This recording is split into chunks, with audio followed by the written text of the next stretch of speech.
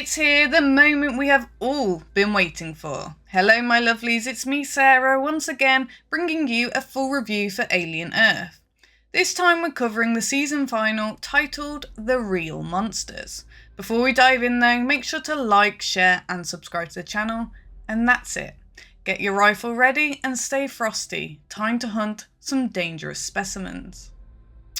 In last week's episode, Wendy, Nibs and Hermit made a break for it, and Nibs went super aggro on some security guards, going full Terminator until Hermit put her down.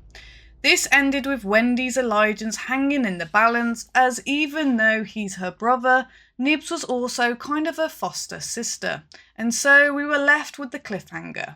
Will she use her mimicking ability to call the xenomorph over and wreck some shit up, or is she going to surrender? Let's find out. While in this episode it kind of bounces all over the place, both timeline-wise, but also with its narrative. Some characters do complete 180s all of a sudden, big reveals are just dropped out of nowhere, because the plot needs to move forward and the whole thing ends on a cliffhanger, which will only get resolved if a second season gets greenlit, which it hasn't yet, and judging by the ratings, looks like a slim chance. Seems much of the audience for this series dropped off around episode 4 or 5. Now, we do get some carnage in this episode, but most of it is after the fact. No budget to show the kills on screen, I guess.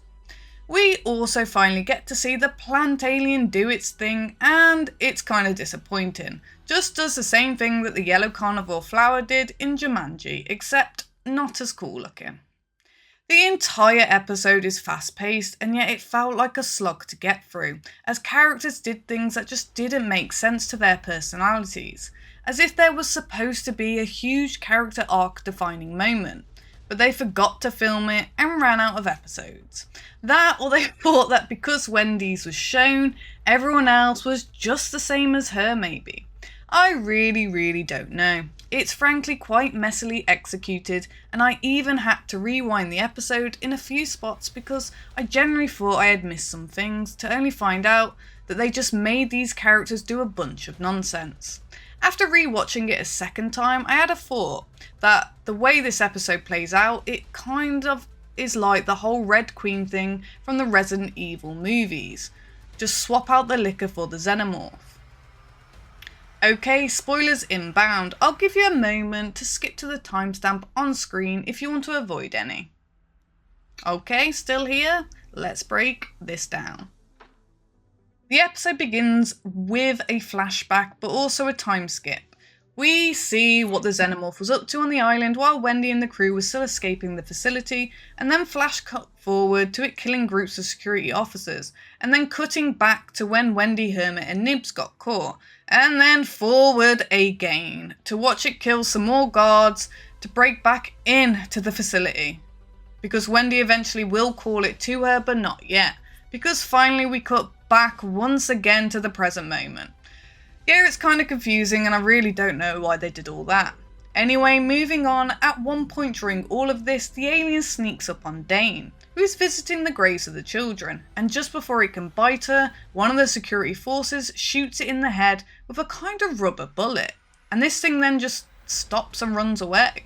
But then moments later, entire squads open fire on it with lethal rounds, and it just slices and dices its way through them. So it's a bit confusing to that reaction before.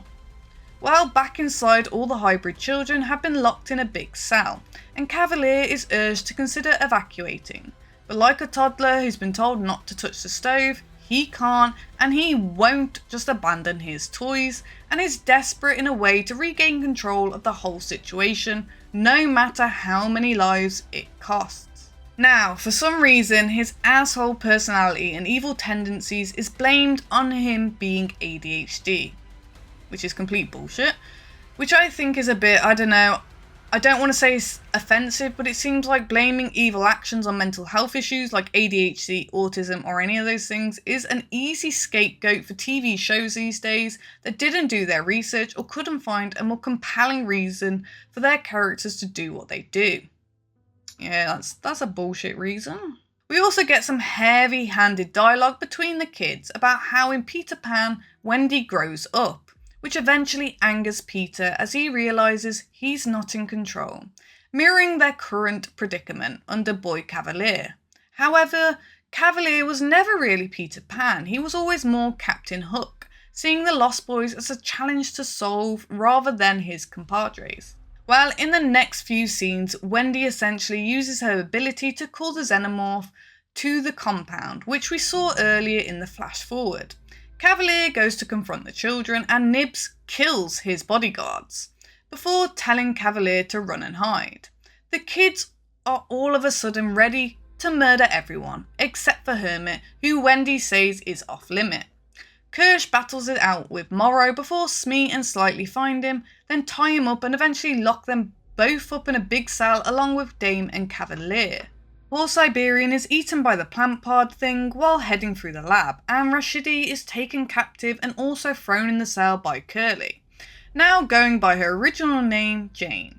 Turns out the bold henchman guy is actually a synthetic, created by Boy Cavalier when he was an even younger child. Apparently, Cavalier's father was an abusive drunk and a nobody, and so one day Cavalier created this robot to kill his father, and basically take his place as a kind of surrogate. Again, a very generic backstory to explain why this guy is evil, but at this point, I don't really care. Well, the henchman tries trapping Hermit in a room with the eyeball alien, but Wendy manages to show up just in time to swat that thing around the room like a racquetball, before the henchman tries putting a beat down on her. But she is somehow able to tap into him wirelessly through the facility's network to control him, which is a rather odd thing to suddenly discover given the numerous times she's manipulated the island's network and she's never noticed him on it before. Well, the eyeball manages to escape the room while Wendy gives her revolutionary speech to Hermit about how she is this new person and how she's going to change the world because she's in charge now or something like that, but without disclosing any kind of goal or motivations, and more just an ambiguous I'm in charge now kind of plan. I don't think the writers actually know what she wants to do and just kind of left it open for now. Well, cut to the beach where Morrow had met up with Smee and Slightly a few hours ago, where they left Arthur's body, and guess who finds it?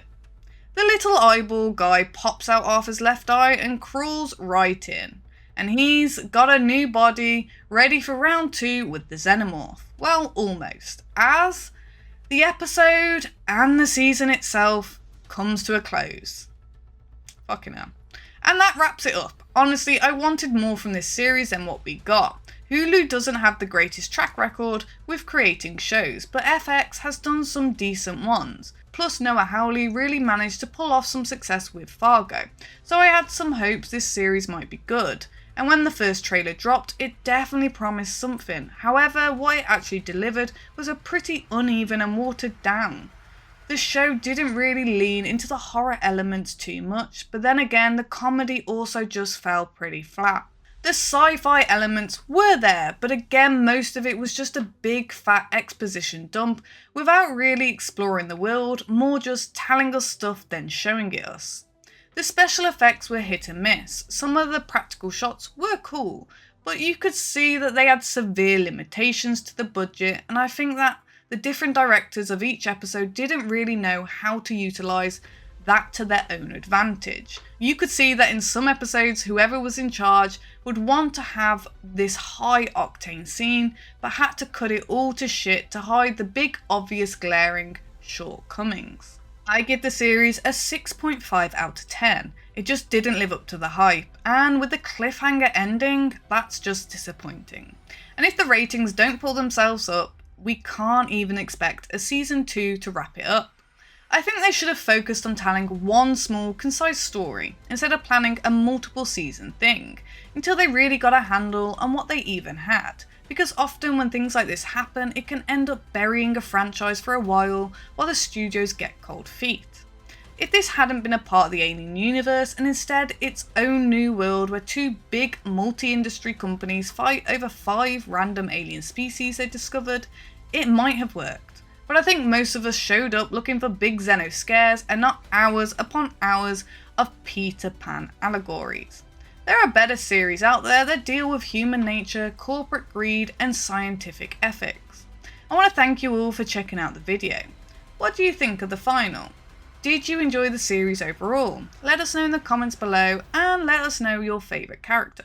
If you enjoyed our coverage, make sure to hit the like, share and subscribe button, and don't forget to smash that bell icon to stay up to date with all our latest releases. I've been your host Sarah, and I hope you have the most beautiful day. Take care and goodbye.